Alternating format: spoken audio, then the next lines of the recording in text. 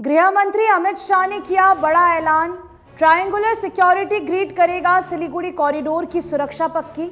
नमस्कार, मैं रियांशी और आप देख रहे हैं खबर समय।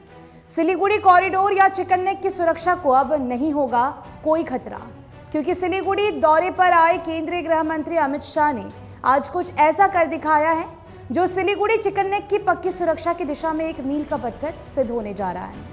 अपने प्रस्तावित व अधिसूचित कार्यक्रम के तहत ही अमित शाह ने बंगाल और देश की सुरक्षा को लेकर एक दूरदर्शी योजना को अंजाम दिया है।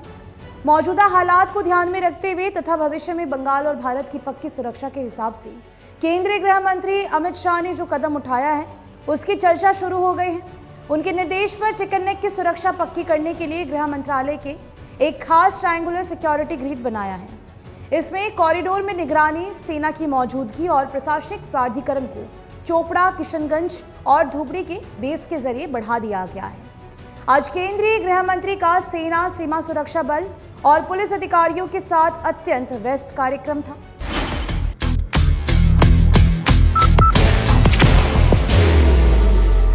There will only be one insignia. गृह मंत्री के प्रस्तावित कार्यक्रम का ढांचा और तैयारी सिलीगुड़ी चिकन नेक की पक्की सुरक्षा, घुसपैठ कानून और व्यवस्था के मुद्दों पर आधारित थी। गृह मंत्री ने कावाखाली में एक नए कानून पर आधारित प्रदर्शनी का उद्घाटन भी किया। उनके द्वारा किए गए कार्यों से सिलीगुड़ी और आसपास के इलाकों में संपर्क, पर्यटन और आर्थिक विकास को नई गति मिलेगी।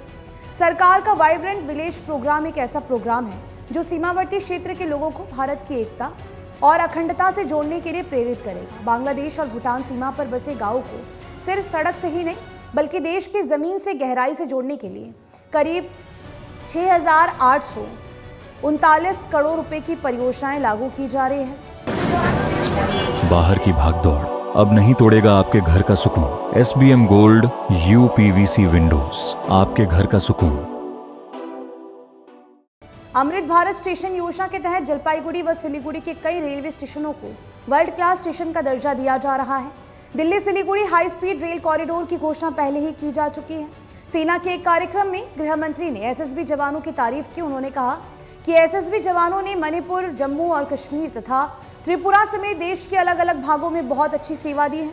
उन्होंने कहा कि बिना बाढ़ वाली खुली सीमा पर दिन रात पेट्रोलिंग करते हुए भी SSB के जवान पड़ोसी देशों के साथ अच्छे रिश्ते बनाए रखकर काम कर रहे हैं, और ये कितना मुश्किल काम है। बता दें कि उन्होंने BSF की भी काफी जमकर तारीफ की।